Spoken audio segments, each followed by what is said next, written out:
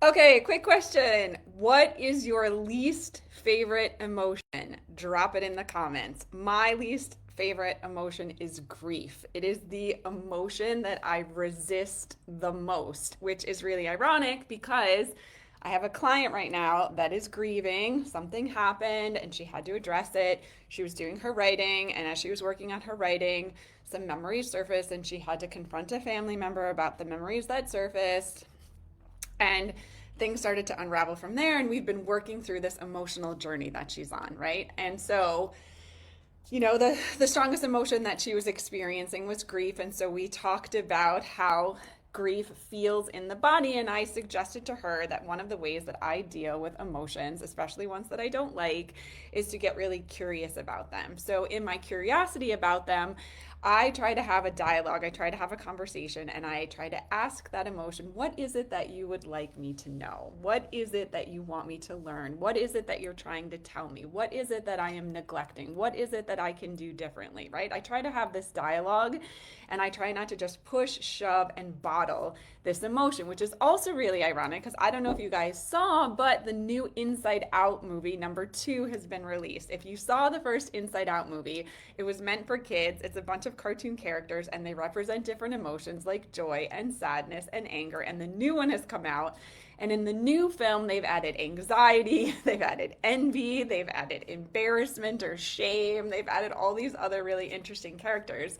Ironically, they have not added a lot of happy characters to the cast of emotions, which I think we could have a few more happy emotions other than joy in the film, but nonetheless. Okay, so anyway, part of what I do is I'm relating to these characters in my own mind as I'm asking them questions and asking them, what they need from me. And then if that is still too intense, if that interaction with that emotion is still too intense, then I do a practice where I zoom way, way, way, way out. I try to get as big as the whole universe and I try to look at myself as this tiny little insignificant human and see what her experience is. And I try to say, okay, it's not as big as it feels, right? The thing about emotions is that they feel really, really big. So also, I'm talking to my client and she's going through all these emotions and she has a 5-year-old child and her 5-year-old child is throwing a tantrum. He lost some controller to some device. He's throwing a tantrum and she stops and she sits with him and she lets the emotion pass and she notices in that process that it's 10 minutes. 10 minutes and the whole emotion has moved through his system. And then he starts laughing hysterically. And I'm like, that is the perfect analogy for what actually happens if we just let ourselves have full expression of the emotion, right? It comes in and it comes through. And maybe you have to scream into a pillow for 10 minutes, but it's better to scream into a pillow for 10 minutes than be dealing with it in therapy 40 years later, right? It's better to just have the full expression of the emotion and allow it to move through so that you can get to laughter.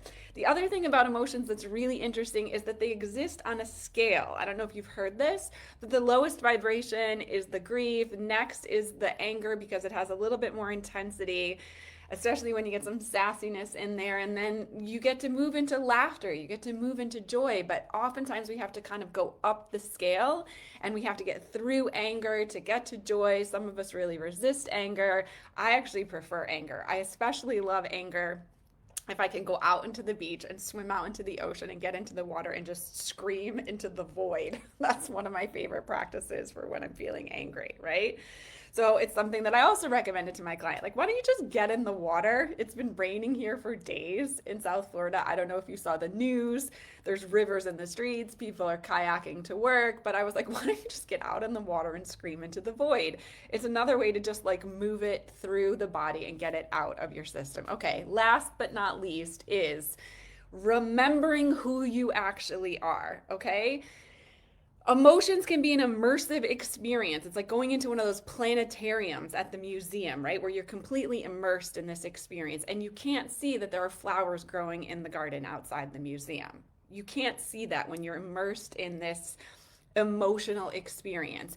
You need to have triggers to remind you that outside the door there are flowers growing and you need to collect those flowers, which is why my lovelies, I think that writing is so powerful. If you have a journal and you're keeping in your journal the affirmations, the gratitudes, the acknowledgments, disputing the negative emotions. I acknowledge that this emotion is uncomfortable. I acknowledge I'm doing a great job with this emotion. I acknowledge that it's a beautiful day because the sun has finally come out and the sun is finally shining. I acknowledge that this emotion is not going to last forever. It's transient, it's impermanent, it's going to pass through. This is why writing becomes such a valuable tool.